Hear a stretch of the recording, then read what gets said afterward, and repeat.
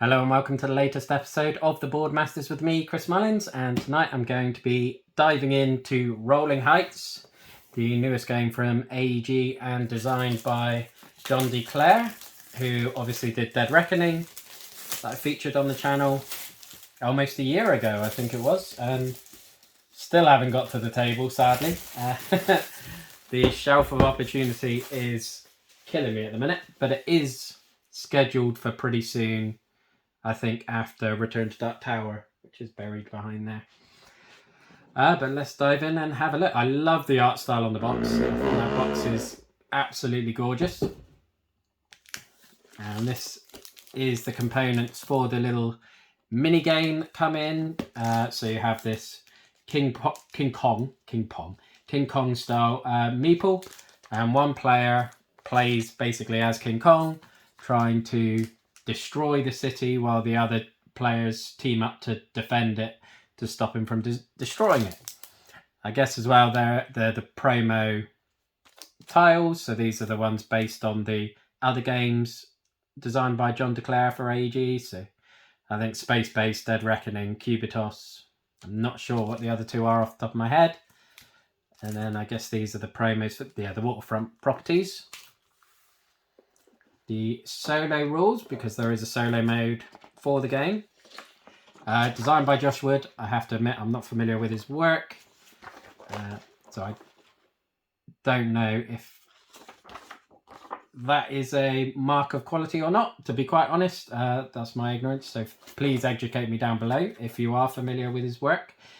But the full rule book for Rolling Heights by John D Clair, whose work I am familiar with, even though I haven't necessarily got it to the table yet. So basically, going from the campaign, this is a competitive city builder where you're using abilities and resources to build your buildings up.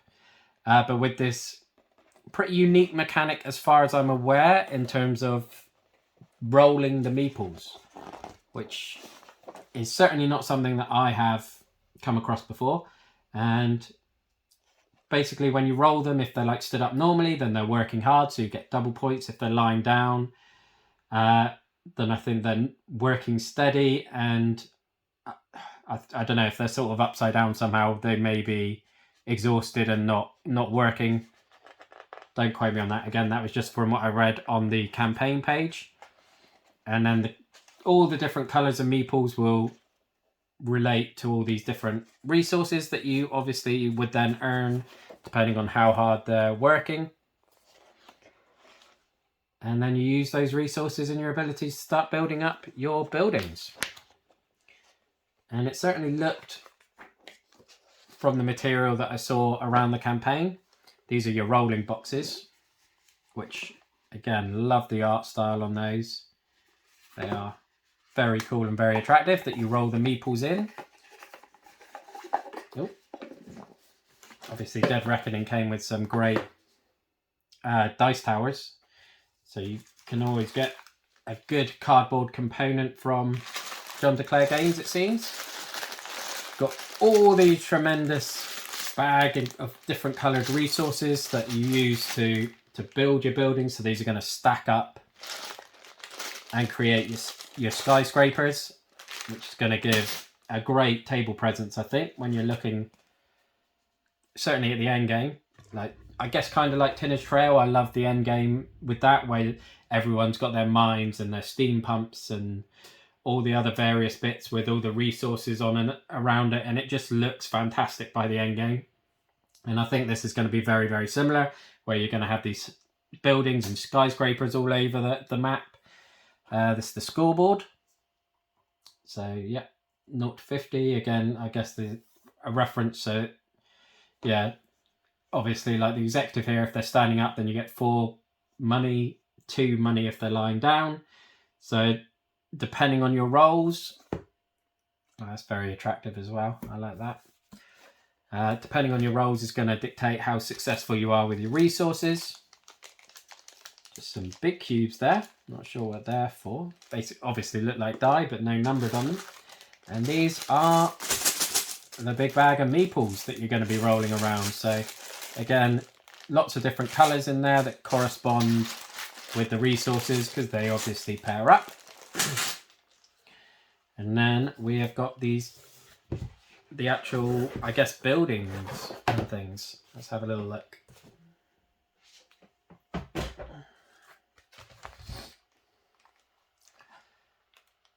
Yep, so all the different types of buildings, so fire stations, libraries, stadiums.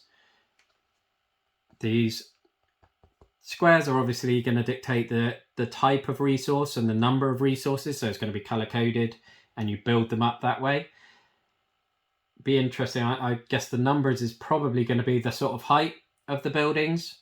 So the OG Auto with only 1 purple and 2 blues is going to be quite small, whereas the right tower, which has got a 9 cube tower in there, is going to be quite sizable. And just lots more of those. Mayor's House, Sweet Nan's Bakery, RH Glass Inc. Any other particularly big ones on there? Not really. They look like the more smaller rural buildings. I think this is one of the town maps that you can have. A few more buildings. Again, a few smaller ones. And then some victory point markers and things. Nice. And going to be a few of those, I think. Oh, some nice park areas to go in your city. Aegis Park, Green Hill Park. Oh, shame it's not. It's going to be impossible for me to not think of Green Hill Zone whenever I play that. Garden Glen, Gable Gates. Lots of little rural ones. Very nice. All players lose 1 victory point per building in the neighbourhood with the most pollution. All players rescore one of their buildings in the neighbourhood with the most woodland. So they're very interesting little, I guess, like objectives and things that are going to change up the scoring each game. Yeah, score 5 victory points per neighbourhood where you have the most completed buildings. Score 4 per neighbourhood where you have the tallest completed building, which is going to change things up dramatically. And oh, these look very much like little roads. I guess are going to dictate what sort of resources I guess you can transport along those. I think this is the first player marker. You can't go wrong with a first player marker. And I like the art on there. It's sort of constructor. Shame it's not different on the other side, but I do like the artwork on that. So certainly not the fanciest game component-wise that I've featured on the channel. Distinctly lacking in unnecessary minis. But I really do like the art style of the game. I really like the different style of the gameplay from what I've seen and from what I've read. And I cannot wait to get it to the table, but God knows when that's going to be. But that is everything for this video. So thank you for watching. Look after yourself, stay safe, and have a good one. Bye-bye now.